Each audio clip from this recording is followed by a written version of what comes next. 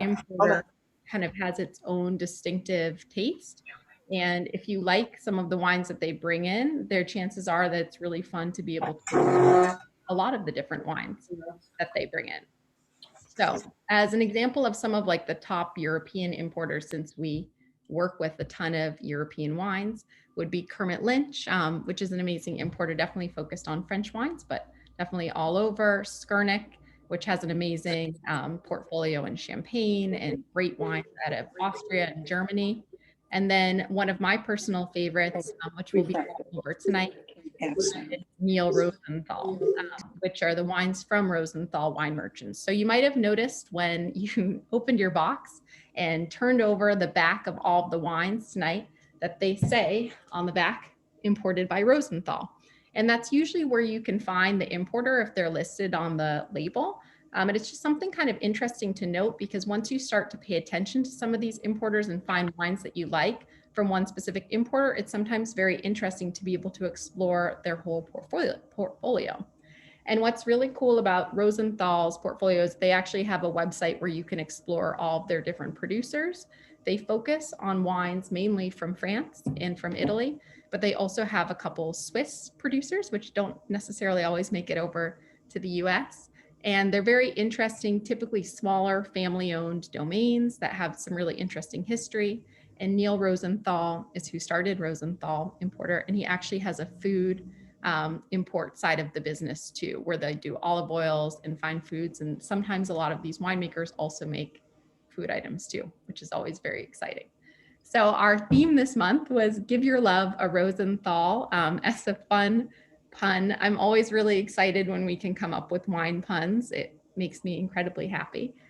And I decided to focus on 4 wines that I thought would just be festive, fun, and from some areas that maybe you might not have heard of before, maybe you have, so we can kind of test that out throughout the night.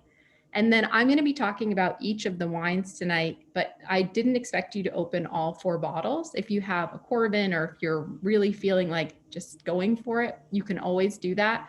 But you can always enjoy this event any way that you want. It's really just a way for it to be more interactive. And I'll go through all the wines, but I really want you to be able to enjoy them in the setting and in the time that works best for you. So without further ado, would you like to learn a little bit about the 4 wines from this month's CruBox? Nice, awesome. So we started off with a little bubbly. This is actually the first time that we've integrated a sparkling wine into CruBox. I'm sure we'll have many more down the road for those of you who enjoy it so much. And we have, as our first wine tonight, Bison is the producer, and it's called just Glera, which is actually the grape varietal. And the region or subregion here this is being sourced from is called Marca Trevignana, which is a basically subregion of the Veneto in northeastern Italy. This is a really fascinating and interesting wine because it actually comes from a winery that's called Bison. And I don't know if anybody's ever tried wines from the Bison winery before, but they're based in Liguria, actually, which is on the opposite side of the Veneto. Liguria, for those who are familiar, is going to be just south of Piedmont. It's going to be on the Mediterranean coast, and it's where Cinque Terre lies on the map. And definitely not a lot of wines come over here from Liguria, but the ones that do are really lovely. They make, there's a beautiful red grape varietal that can sometimes be made into rosé called Ciliegio, which Bison makes a wonderful rosé version of. It's really beautiful and dark in hue. And then you find a lot of Vermentino, a white grape varietal over there, and another grape, which some say are similar, called Pagato as well. So basically when Pierluigi Lugano, who started Bison, started this winery, he just wanted to focus on these indigenous grape varietals. You might have heard me talk about before, if I'm talking about Italian wine, the fact that there are so many Italian producers who are very staunch and intense about only wanting to use indigenous Italian grape varietals. There's hundreds of them. And while they are incorporating a lot of French grape varietals, such as Cabernet Sauvignon or Chardonnay, there's a lot of Italian producers who are really not into that and like very firmly against it. And Pierluigi is definitely one of those very like avid supporters of these indigenous grapes. And it's kind of keeping up the history and traditions of these local areas. So you might be wondering how he got over to the Veneto region to make this sparkling wine. And it's very interesting, actually. He has a friend named Eli Spadniol. And since Rosenthal was looking for another sparkling wine in their portfolio, they actually reached out to Pierluigi, and he connected with his friend Eli Spadniol, who owns a winery in the Veneto region and makes Prosecco. And the subregion where his winery was based in is called Valdobbiadene. So if you've had Prosecco wines before, you might notice a couple things. There's two different ways of classifying Prosecco. Prosecco comes from northeastern Italy. It can come from the Veneto or Friuli, all in the northeastern corner. And there's two different methods, ways of classifying with the classification system, which is the DOC classification, which is going to be one step below, which is the larger general area from which producers can source, which can be all throughout Friuli and a good part of the Veneto. And then you have the highest level of Prosecco production, which is under the DOCG classification, which is just smaller yields and more stricter standards in a smaller general area. And that area is called Valdobbiadene Conegliano. Those are two just villages, and they tend to be higher elevation vineyards from which you source the fruit from, which creates more aromatics, it creates more acidity, and creates Prosecco wines with a little more kind of freshness and complexity. What makes Prosecco really interesting is I just learned this actually. I never quite knew where Prosecco came from, and I don't know if anybody knew this before. Please tell me if you did. Prosecco is actually the name of a village in Friuli, and I think the translation is, and it's actually like a Slovenian translation or Slavic translation, which is something like going through the woods, like not walking through the woods, but kind of through the woods, because it's a like more woodsy village. And I assume it's probably because the origins of Prosecco actually originated in Friuli, even though the majority of Prosecco that we kind of know and love does come from the Veneto region. Kind of interesting fun fact. I always love when you can understand the origins of where some of the names for these wines come from. It's always interesting. But the grape for Prosecco is not Prosecco, even though that's kind of what we think of when we see the sparkling wine. The grape is actually Glera. So as you see it on the label, spelled Glera, it does not sound as sexy as Prosecco by any means, but it is the indigenous grape varietal that makes up the majority of Prosecco. And I've been told too that it can make up about 85%, and you can use other blending varietals technically in Prosecco, though this is 100% Glera. So you might be wondering, how is it that a Prosecco coming from Conegliano, Valdobbiadene, DOCG, from a great site is not indicated by that DOCG label that you see with usually the strip kind of on the side?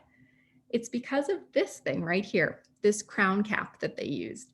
So they thought it would be fun to use the crown cap. They were excited about it. Rosenthal and Pierluigi both were kind of excited about it, and they had gotten great feedback from the market. But with them using a crown cap, they actually can't qualify for DOCG status because there's strict standards. So it's a DOCG Prosecco with the crown cap that can't be labeled as so. So they have to indicate another area. And I guess the other area that could encompass it would be the Marco Trevigiano, which is for still and sparkling wines. So kind of interesting, a little bit fun and more unique. Another interesting thing that's good to keep in mind when we're talking about Prosecco wines is the method of production. So you have with champagne, to make the bubbles, the second fermentation has to happen in the bottle. In wines that are made in that same method, which is typically called the method traditionnel, we'll start that second fermentation in the bottle. But another thing that differentiates Prosecco and makes it kind of more interesting and unique is it has a different method to make the second atmosphere of pressure, which is in a stainless steel tank, and it's called the Charmat method. And it typically allows for less atmospheres of pressure than what you'd find in a traditional champagne. So if you've ever opened up a champagne or sparkling wine in that style, you always have to be really careful when opening the cork, because there's usually, I think, about 6 to 7 atmospheres of pressure in the bottle. But typically with Prosecco, there's a lot less. So there's less room typically for possible injury as you're opening. And what's really interesting too that you might see on the front of the label is you might see with Italian sparkling wines, there's an indication of frizzante sometimes versus spumante.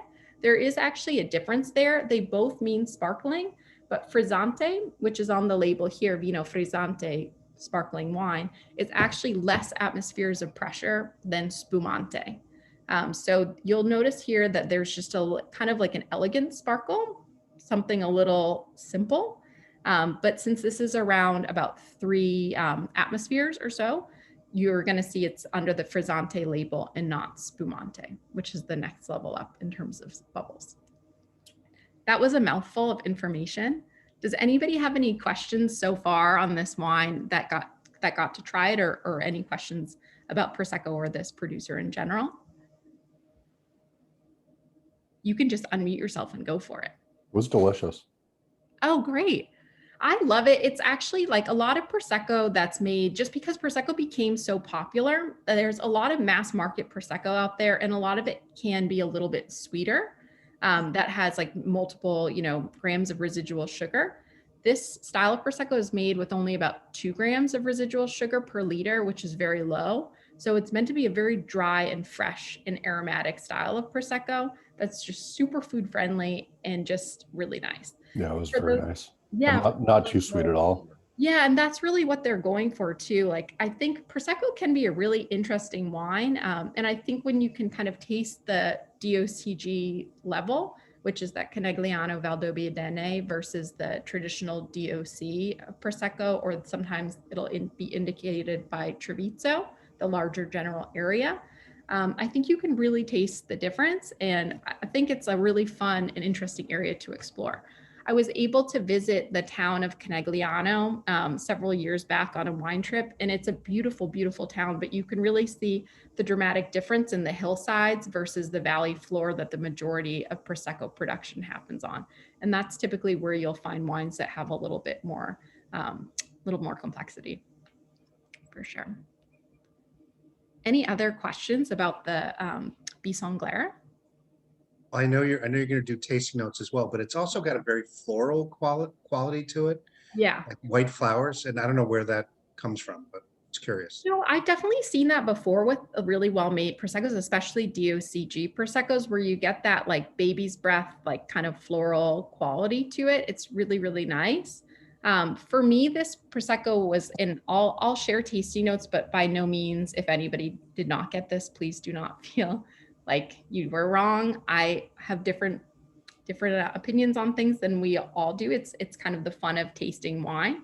But typically for me, like Prosecco as a whole can usually give you some of those like delicate floral qualities. And then in terms of fruit, usually you get more of those apple and pear fruits that are typically traditional. But this is really nice. It has those delicate kind of floral and pear aromatics on the nose.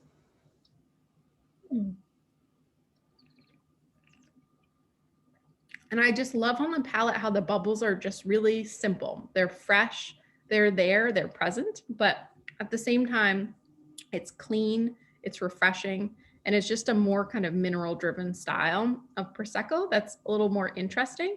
This wine doesn't have like a crazy finish or anything like that. It's made to be a little bit more simple, and this is not a wine that I would choose to age. While there are Proseccos that can age a little bit more, I'd say that the joy of Prosecco for me is the like delicate, youthful aromatics. I think that that's part of what makes Prosecco so interesting, and enjoying it fresh, I think, is always personally my preference, and kind of how I like to enjoy it. In terms of food pairings too, like the sky's kind of the limit. I'd say, like, for me, I believe sparkling wine is one of the most versatile food pairing wines out there, because it has that refreshing acidity that's going to help cleanse your palate. And while you could totally do this, with like any type of salty dish, which is like always my personal preference with sparkling wine, this would be amazing with a variety of different seafood dishes, chicken, vegetables. I mean, really, the sky's kind of the limit here. It's not overly aromatic so that it will fight with any dish. And just like, even just to sit and drink this and hope for summertime soon, I'd be cool with that too. Any just like other questions about the Bison? Hi, this is Hi, a novice question. great, go for it. I was wondering if there's a particular way you're supposed to like drink the wine, and just like feel it in your mouth, or how you Yeah. actually do sort of think Yeah. about the tasting of the wine. So when I'm tasting wine, it depends once again, like when I'm doing it professionally, it's very different than sometimes when I'm just drinking, for fun. Every single wine is once again a little bit different in terms of what it's going to bring to the table. Some wines are going to be more contemplative and you'll get a lot more out of them. And other wines are just going to be a little bit more fun and like good for the moment. When I'm tasting wine, I'm typically thinking about three different things. I'm thinking about like this, I'm thinking about the sight, when you're actually able to look at the wine. And sometimes, especially for reds and whites, which we can get into, there's sometimes a lot that you can learn from just like looking at a wine. And sometimes the color can be indicative of like the climate. So that's something interesting to know. And for reds and certain whites, sometimes you can tell age by even just looking at a wine. But I always think it's kind of fun just to kind of give it a look. If you have a little light to put it up against, or if you have a white background to put it up against, just taking in, the color and if you can, kind of the texture. And then I like to, of course, smell the wine. I usually swirl it beforehand just to unlock those aromatics. I take that first initial whiff, which is typically where you get the most information. And just, I always like to say, think about what comes like first to you. It's going to be different once you're tasting wine kind of for the first time. Understanding aromatics is always really challenging, right? Because there's so many different things that you can get out of wine. And it's just a matter of training your palate and kind of starting to understand, all of these different tasting notes. And one by one, you can maybe start to pick some things out. It doesn't have to be anything complex or crazy, but you just go for it. Sometimes for me, the sense of smell actually invokes like memory too. Like you can kind of remember certain instances where you remembered certain smells, whether it's in your grandma's kitchen during Thanksgiving or, a specific memory that you have. And I think that like scent can really invoke some of those memories too. And then when I'm tasting the wine, I just let it work through my palate. I think about if I'm getting some of the same aromatics that I got on the nose or on the palate, or if those things changed a little bit for me. And I'm also thinking about structural elements with the wine, thinking about the acidity. Does it have good acidity? Is it refreshing? Might it be light, kind of, or medium? I'm thinking about the body of the wine. Is it light, like skim milk? Is it full, like heavy cream? Sometimes that's interesting to think about. And then I'm also thinking about too, with especially as we get into red wines too, if you can taste maybe if it's aged in oak barrels versus stainless steel. We can kind of talk through that in a little bit, but there's a lot that you can do through tasting, and it's a pretty wild and crazy thing. But at the end of the day, it's just about, getting to enjoy the wine the way that you like to enjoy it and starting small and growing from there. I hope that was helpful. Oh, it was. Thank you so much. Oh my gosh, of course. Let's go on from the Veneto and we'll move on to Piedmont. I'm going to go over the second wine, which is the 2019 Ferrando Erbaluce de Calusso La Torrazza, which is a grape varietal called Erbaluce, coming from the village of Calusso, which is in Piedmont, northwestern Italy. So had anybody here had Erbaluce before this tasting? Just raise your hand. Oh, yes, I see. Oh, yes. I love this. We have a couple Herbaluce heroes here, and then a lot of people who have not gotten to try it before, which is totally normal. There are so many indigenous grape varietals in Italy. And I think overall, a lot of the grapes that we kind of get to experience are a lot of the red grape varietals, but there are so many amazing white grapes out of Italy. And it's always exciting to explore. And as many of you might know, Piedmont is one of my favorite wine regions in the world. You might notice that almost every month we'll probably have a wine from Piedmont if I can help it. And I love it so much because some of these white wines are just incredibly interesting.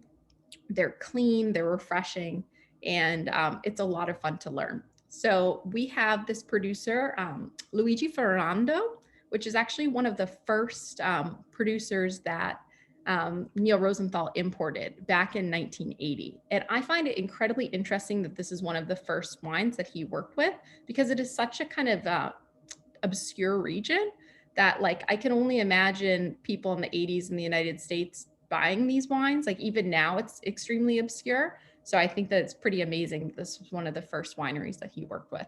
Well, it was started by Luigi Ferrando. Both of his sons now, Andrea and Roberto, have taken over the winery. And this is based in an area which we like to sometimes refer to as Alto Piemonte.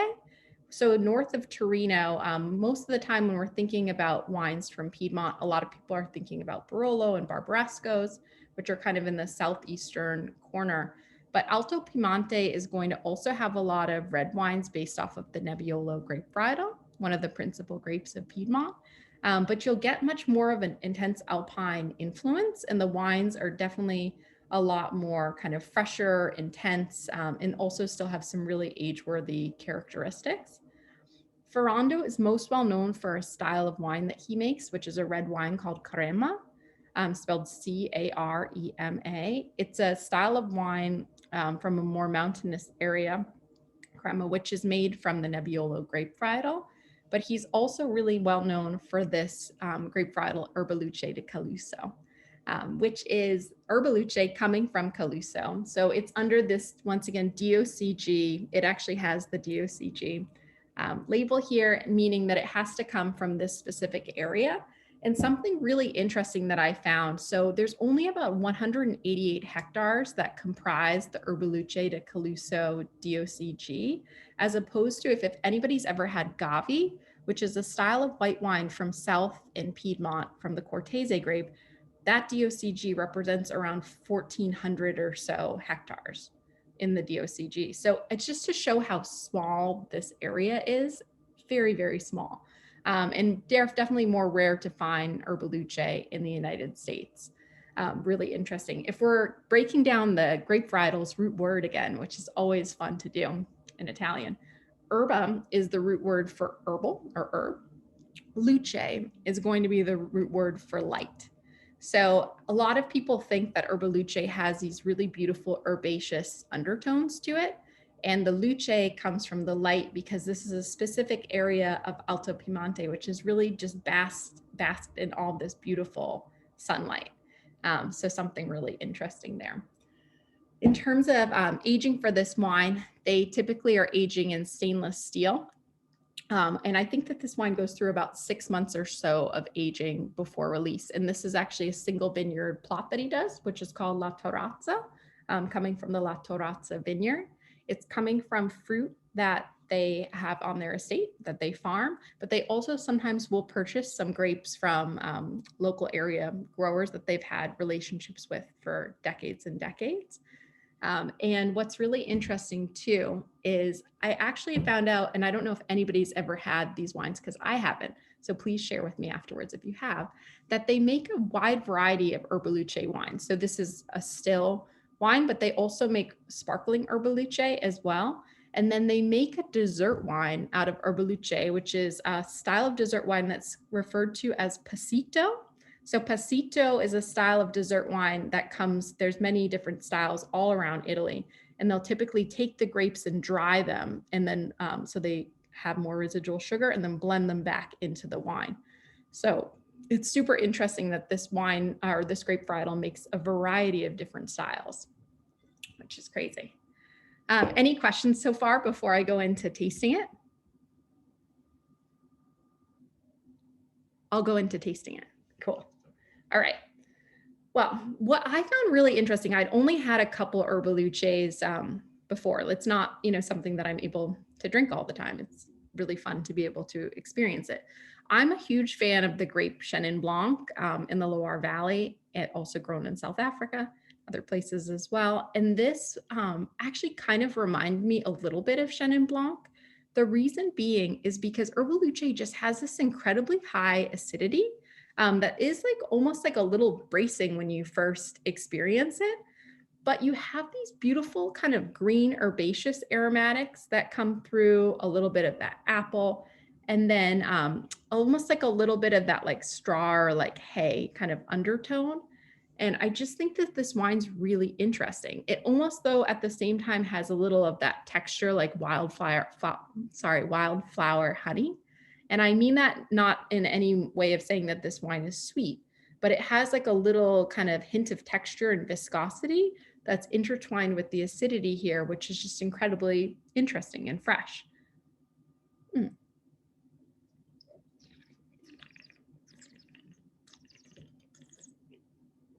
As I work this through my palate too, my glands just start to salivate. And this is just one of those wines where the finish just lingers and lingers and lingers.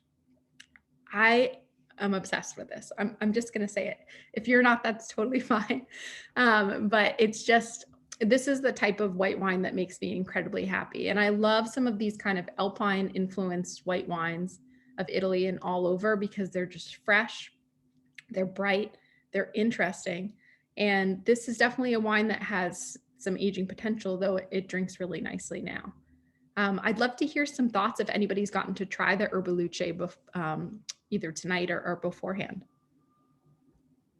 So Chelsea, I'm finding this wine a lot fuller bodied than I expected a wine from stainless steel. Yeah. I don't know if you get that too, but I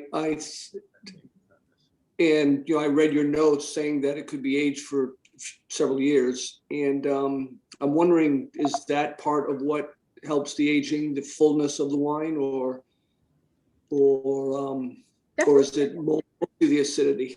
Acidity will definitely be a really key, key part of that, because like typically a lot of white wines don't always age as well as red wines, because a lot of white wine lacks in tannin, which is the structural component that you typically find mostly in the grape skins and seeds and such.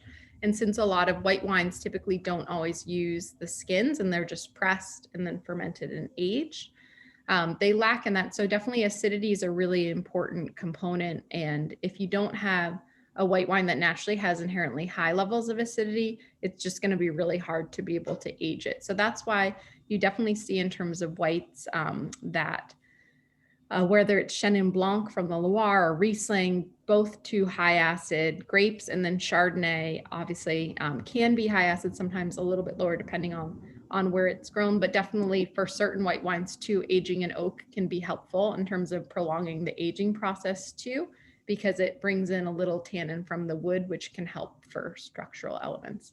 But yeah, definitely this high acidity will be helpful for aging. And I agree with you too. There's good viscosity here, and it's interesting. It's not necessarily creamy, but there's a little viscous texture, but it starts off with just like this beautiful acidity that just really gets you invigorated. I don't know about you, but I'm feeling very invigorated.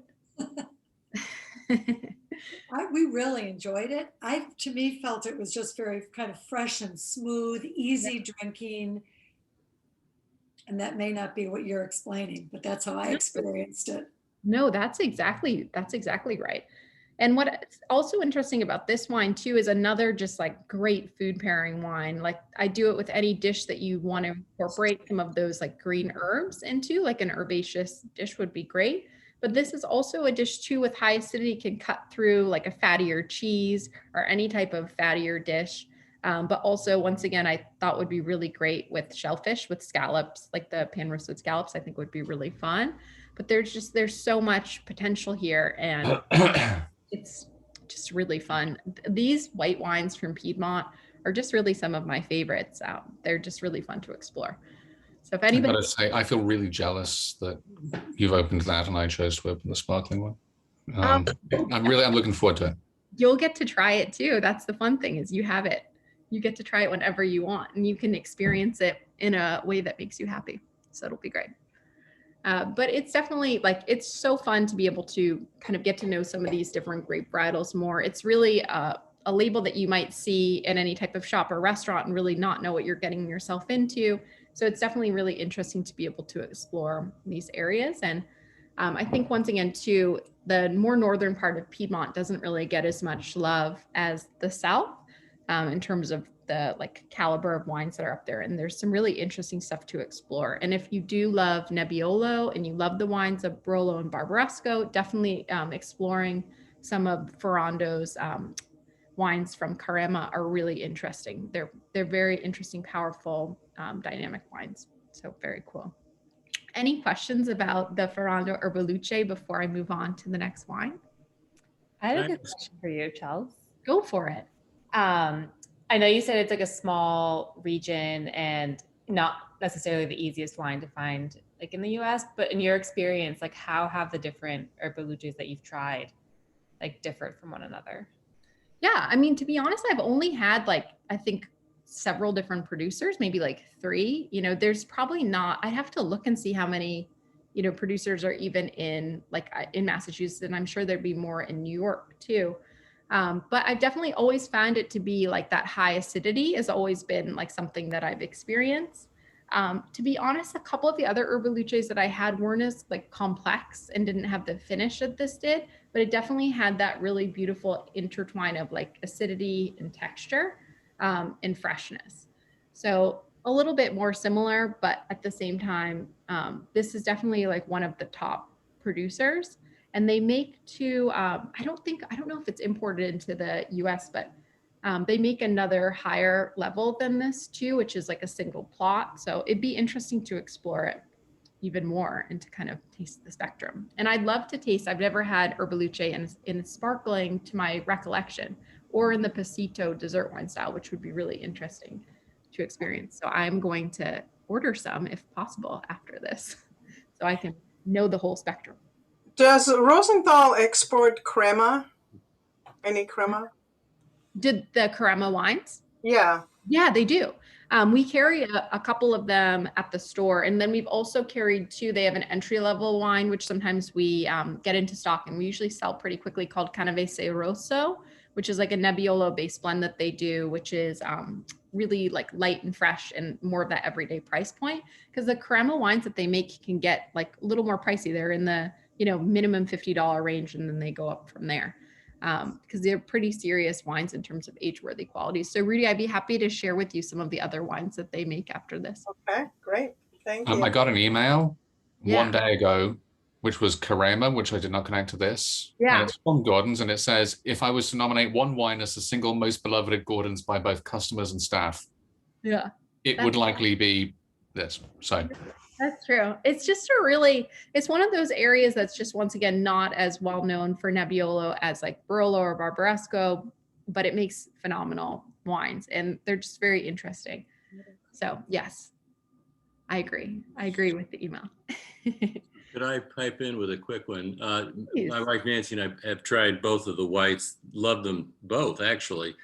The sparkling, I had a very sophisticated response to that. It was fun. Yeah. But I have a question, actually, dumb question about the tops. I love the new top, the crown top juice, and I understand why it's that way. But I wonder what people think about it. It's the first time I've ever seen it. Is it as rare as it seems to be to me, or should I just know more about sparkling wine? And I'd like to hear about the brittle top of the Herboluce. Yeah. It's hard to get off to navigate. And I just wonder, what am I missing? Oh, no. Is it because the cork for the Ferrando is a little more, it's just a little more, what's it called? Thin. It's like a thinner cork. It's like it's different size.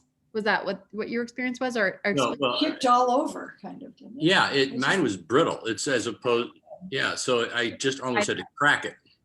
Huh. I don't know why that cork was drier. I didn't have that experience. No, not the cork. Okay.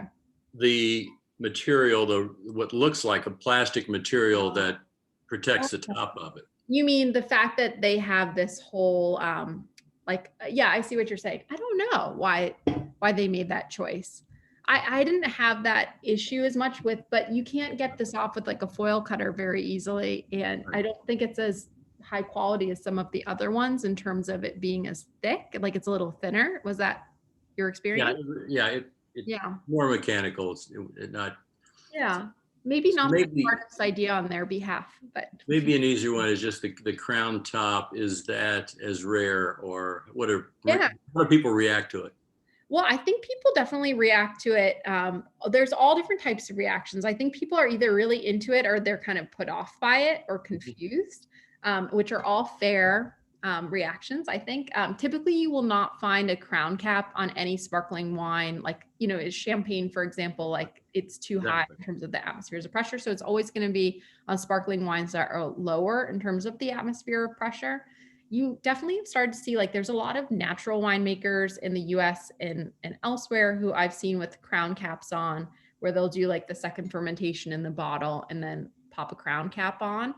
And I've seen that definitely more throughout like France and Italy, the more I've seen it, but it's still pretty rare to find, I'd say, overall in terms of sparkling wine production out there. And I'd say that, like, it's very interesting that Rosenthal and Pierluigi thought that this was, a fun thing to do. I also think that they probably also did it because they wanted a reaction out of people, and they just decided to go for it. They took a risk by doing it. And I think the one thing that's confusing about this wine is, you can't refer to it as Prosecco, but at the same time, I think that that's not what they were wanting to do, as they wanted to indicate the grape varietal as opposed to the style, if that makes sense.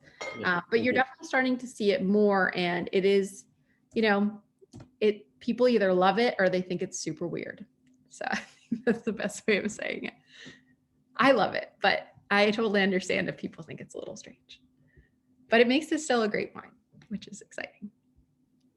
You said that the atmosphere pressures are much lower in the Glera. Yeah. You said there were 3 as opposed to a Spumante, which might be like 7. So at what point can the crown cap no longer hold? I don't know the answer exactly to that question. Like, I don't know how high, but I would imagine once you get above 4 or so, like, I would imagine, I've never seen any type of sparkling wine made in those methods, method traditional, that typically has a crown cap. It's usually things in the Charmant method, or like this other method called the method ancestral, which does the fermentation in the bottle and typically makes kind of lighter, slightly sparkling, more naturally sparkling wines. Thank you. Of course. Do you like to learn about red wine, or any more questions about Herboluce before we get into it? Cool, let's do it. So we have here for our first red wine, the 2016 Domaine de la Petite Marie, Cuvée Ronsard Bourgaille, which is a region called Bourgaille. It's the appellation Bourgaille Contrôlée, the specific region from which it's sourced from, which is coming from the Loire Valley in France. And the grape varietal here is Cabernet Franc. So I personally love Cabernet Franc. It's a grape that I don't always get to experience all the time, but when I do, I always think to myself, why don't I drink this more often? The reason being is just because I always think that this wine, in terms of the aromatics, is so interesting. And personally, for me, I tend to drink red wines that are more lighter to more medium bodied, not super intense. So sometimes Cabernet Sauvignon can be a little intense for me, depending on the producer and style, though I've had many I love very much. And Cabernet Franc is actually the parent grape varietal of Cabernet Sauvignon. Both Cabernet Franc, the red grape, and Sauvignon Blanc, the white grape, birthed Cabernet Sauvignon, the red grape, which is interesting. So Cabernet Franc, while its kind of origins are in Bordeaux as a blending varietal, it definitely is, I think, sometimes best experienced in the Loire, because in Bordeaux, you're typically experiencing it as a blending varietal. It's blended with Cabernet or Merlot. But in the Loire Valley, you can see it all by itself, kind of in its natural environment.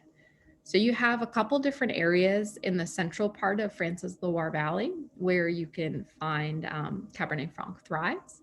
One that's typically most popular is Chinon, just to the south of the Loire River, right in the central part. And then to the west, you have Saumur, also known with the subregion Saumur-Champigny. And then just a little bit to the northeast, you have Bourgaille, which is definitely, in my opinion, one of the most interesting areas for Cabernet Franc cultivation. And I guess where the origins of Cabernet Franc in the Loire started before moving down to the other areas. This is a family-run producer, so owned by Corinne and James Petit. And this is a specific single vineyard plot that they make here, which is called Cuvée Ronsard.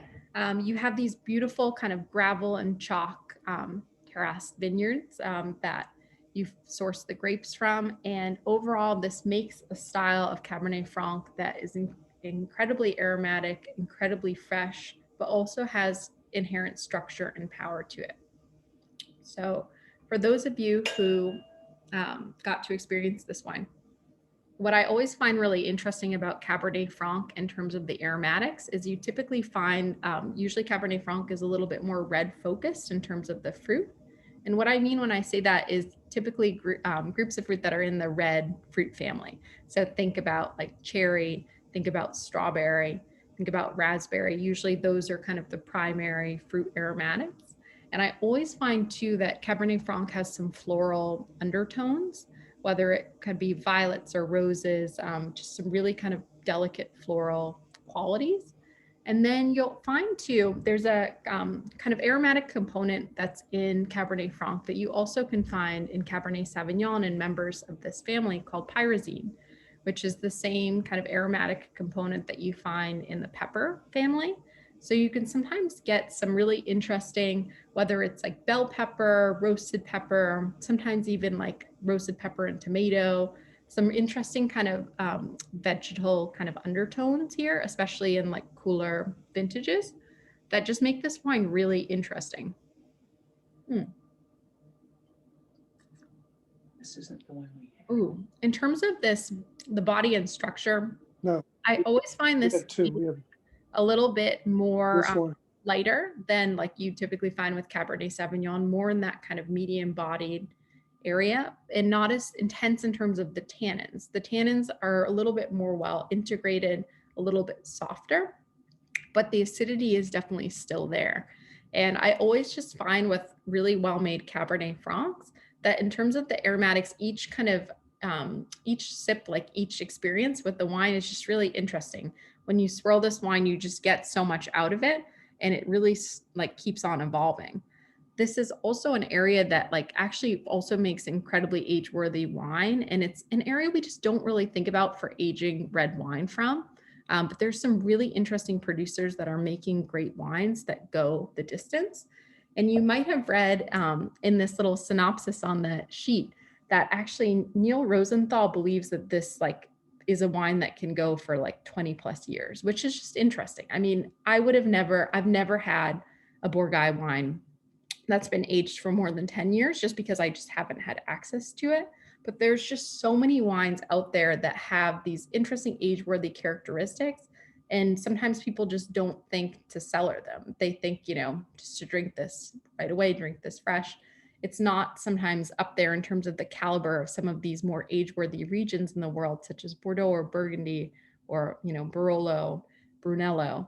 It's just, it's a really interesting wine in my opinion. And I don't know how everybody else feels about it that got to taste it, but I was really pleasantly surprised by this. I'd love to get anybody's feedback or initial thoughts.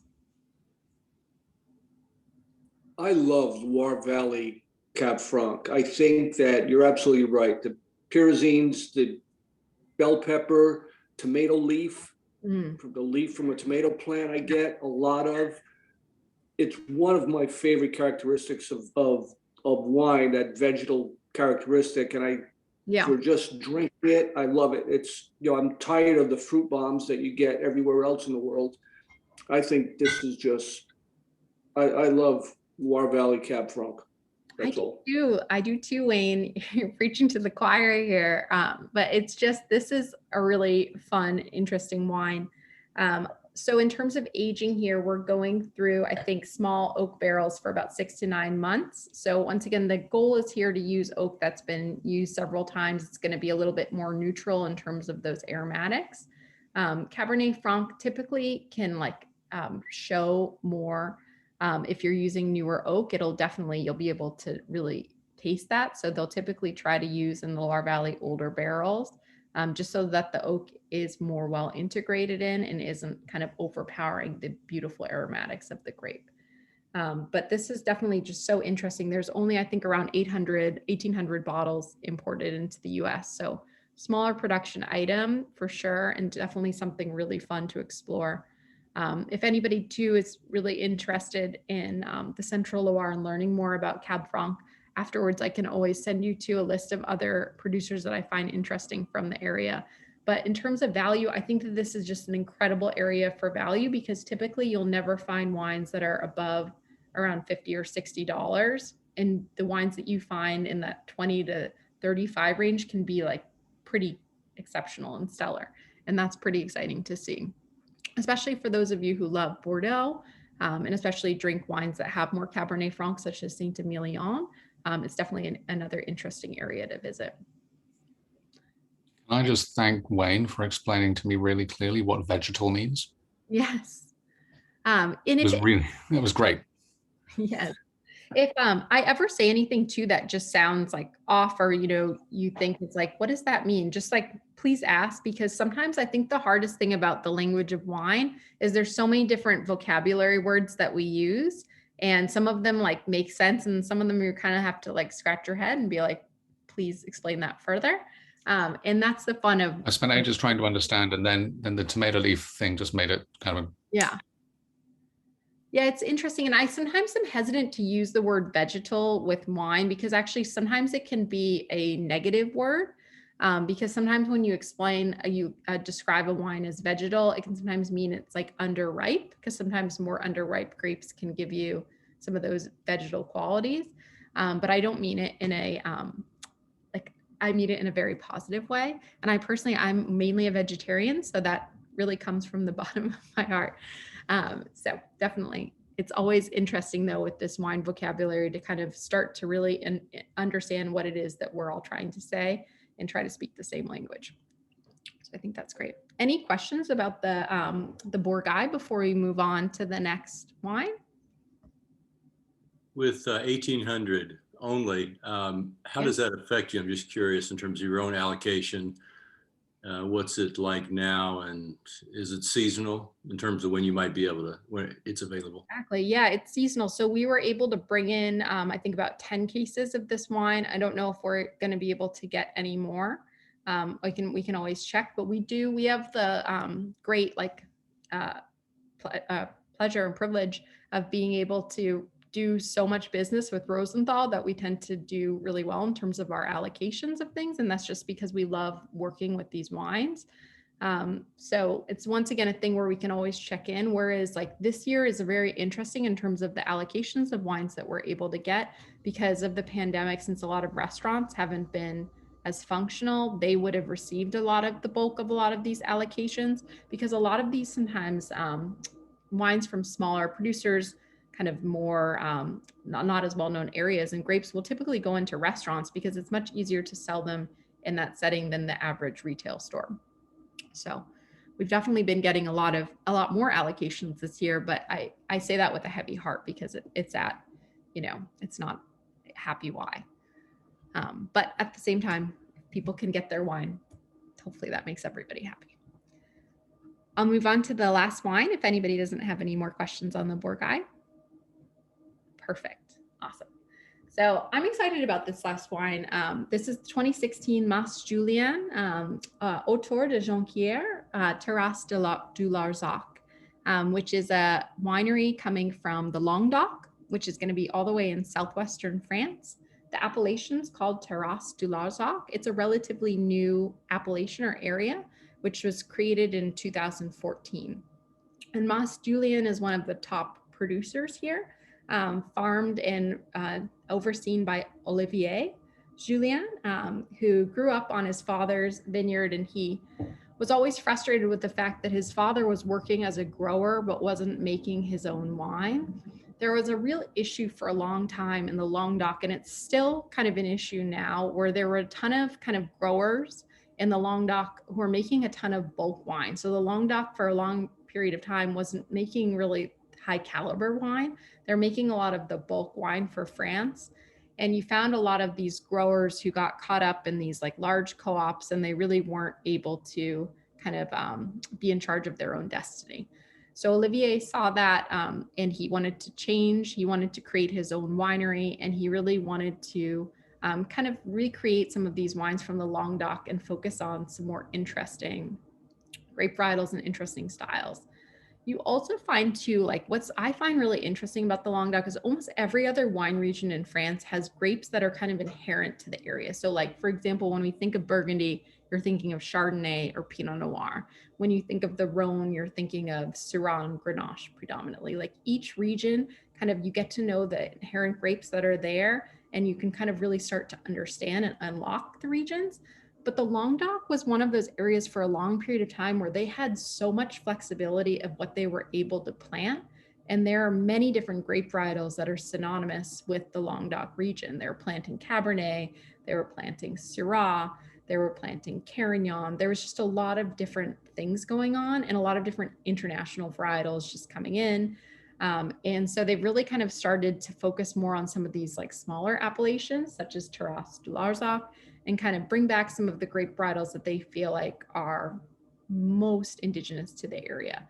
So that means Syrah, Grenache, Cinsault, Mourvèdre, Carignan. These are some of these red varietals, which are kind of most traditional in the area.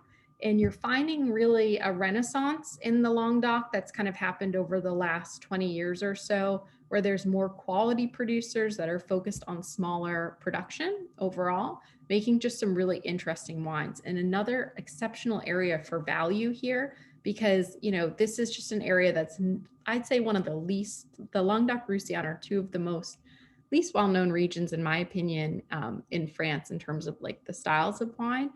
And you can find just incredible value when you get like a great producer. So Mas Julien's Autour de Jonquière is actually one of their top wines that they produce. It's single vineyard wine from one of their best plots. The Terrasse du Larzac is an appellation that's about, I think, around 30 to 40 miles inland from Montpellier on the coast. So you still get a little bit of this really beautiful like diurnal shift that happens on the hillsides from where they plant the grapes. We might have talked about this word last class, but diurnal shifts are going to be basically a dramatic temperature shift from day to night. And that can really help with the evolution of ripening and create wines that have great structure and balance. As we talked about, the hillsides can be a really like great place for growing grapes, and some of the best wines in the world tend to come from hillsides as opposed to the valley floor, because you once again will find a really nice combination between the acidity and the tannin and the wine. It just creates great balance. In terms of the varietals that he's using here, he has 40% Mourvèdre, and then it's making up for it in Carignan and Syrah. So for those of you who have had Mourvèdre before, it's a grape that you also find a lot in the Rhone Valley in Provence, to the east and to the north. In the Rhone Valley, you can sometimes see it as a blending varietal with Syrah and Grenache in a lot of the Côte du Rhône wines and some of the higher end wines from the area. And then for any of you that love wines from Provence, in Bandol, one of my favorite appellations, Mourvèdre is going to be the principal grape varietal there, and one of the few areas where you can see it on its own. It tends to be hardy, more rustic, kind of like a more rustic style Cabernet Sauvignon, but really interesting and really fun to experiment with. And then this has Carignan, which is a grape that I always really enjoy getting to know more. I don't get to experience it a lot, but when I do, I'm really happy that I did. It is a grape that tends to have these beautiful herbaceous undertones, and Carignan also has this really cool characteristic that kind of reminds me of like a root beer or sarsaparilla, kind of like rooty quality to it, which is really, really fun and aromatic and beautiful. And then Syrah here too will blend in the structure and bring you some more kind of brambly dark fruits. And it is definitely a really interesting combination. So blending here is important because each grape varietal is going to give you something a little bit different, and it's going to kind of create a marriage of, you know, structure, elegance, aromatics, acidity, everything that you need. So you might have seen also on this sheet that this is another wine that has like incredible aging potential. It is a wine that has inherent freshness, but it's aged for 2 years in older oak barrels. So it's a wine that really needs time to open. If you decanted this before, it definitely will really be much better after having a little time with air. But I think this is still an incredibly young wine.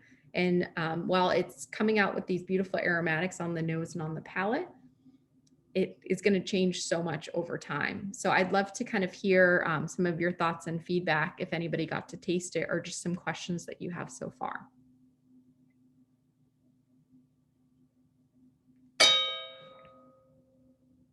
Anyone? So I've been part of this group since the beginning, Chelsea, and this is probably the first wine that I'm tasting that I'm not a fan of. It just seems out of balance to me. The tannins and the acids and everything seem to be fighting each other. I just can't get around it. And I'm wondering is it something that might even out as it ages, or typically that doesn't happen. I know it just changes. It doesn't get better, it just changes. But I'm just not getting this wine. And I'm usually a Rosenthal fan, by the way. Totally. I would say, like, I hear what you're saying. I think that this wine's just a young wine. I think that it's not, it's like unlocking the aromatics here is a little bit more challenging. And certain wines, sometimes when they're on like a trajectory for aging, can sometimes go through some periods where it's just a lot harder to unlock those aromatics. And this is definitely, in my opinion, like one of those wines that it's just tastes to me like a really young wine that has a lot of room and potential for growth, but the integration isn't here maybe as much as it will be in like 10 plus years. So I hear what you're saying, 100%. Personally, for me, it tastes balanced, but at the same time, I think that there's a lot of like room for growth and potential. Any other thoughts, feedback, questions?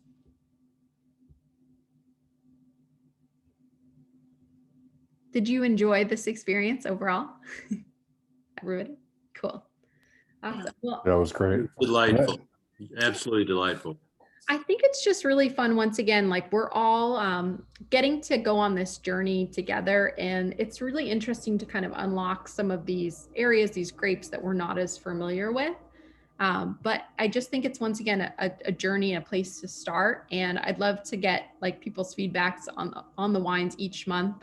We're once again always trying to source things that are just at the highest caliber, always really interesting. But at the same time, there's always sometimes going to be things that you're going to like better than others. But that being said, I think what's really fun too is those aha moments where you got to taste something that you didn't know that you liked and get to start that journey. And I hope that that happens for you more than not. But that being said, please always remember to use me as a resource. I'd always love to be helpful. If you want to explore some of the Rosenthal producers further, we have a lot that we carry through Gordon's. And then also through their website, if you just type in Rosenthal Wine Merchants, they have a great list of all of their producers. So you can kind of get to know them yourself.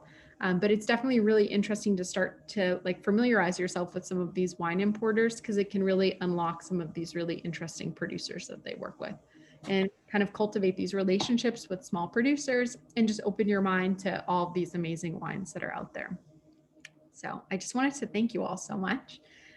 It's been a real pleasure being with you all, and I'll be sending out information about March's CruBox for those that are continuing on next month. But if anybody wants to stick around, as I know we're past 7, and ask some questions or stay on, I'll stick around. So please feel free to do that. Okay. Thank you, Thank you. Chelsea. Thank you, Awesome. Awesome. It's wonderful being with you all. Great. Chelsea, thank you so much. We really learned a lot. Oh, good. I'm so glad. And yeah, any other questions you have, there are no silly questions to ask. So you got to start somewhere, right? We actually did have a question. Great. His parents are from South Africa. Cool. We're wondering if you have any sort of like particular favorite South African wine or anything to look out for in the South African region. Yeah, I mean, I definitely say like in terms of what to look for in South Africa, Chenin Blanc can be really interesting. And then there's some really interesting like Shiraz and Grenache based blends. What I can do, Marina, if that works well, is I'll research some of the producers that we carry, and I can give you a couple of recommendations afterwards. Just shoot you an email if that works well. Thank you so much, Chelsea. there's some cool stuff definitely to get into. And I'd say we don't actually carry, like, there's so many great South African wines that aren't even brought into Massachusetts. So I would love to travel there myself. It'd be so interesting. But I know that we only see like a chunk of like all the amazing wineries that are. Yeah, we go to the, the wine store and sometimes have trouble finding a great variety. It's very, very limited. So we would really love to hear your opinion on what's good, what to look out for. Thank you so much. Of course, yeah, I'll look into it for you and I'll shoot you an email. Great, thank you. Thanks, Raina. Are you in the Waltham store?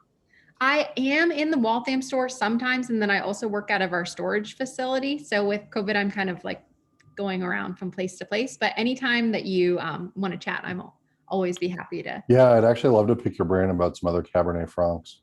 Oh yeah, and if you Yeah. want to, I can shoot you, Ross, an email some other things that we have too that are in stock. At the Oh, that would be great. That's actually one of my favorite varietals, and I haven't found a lot of them. Yeah.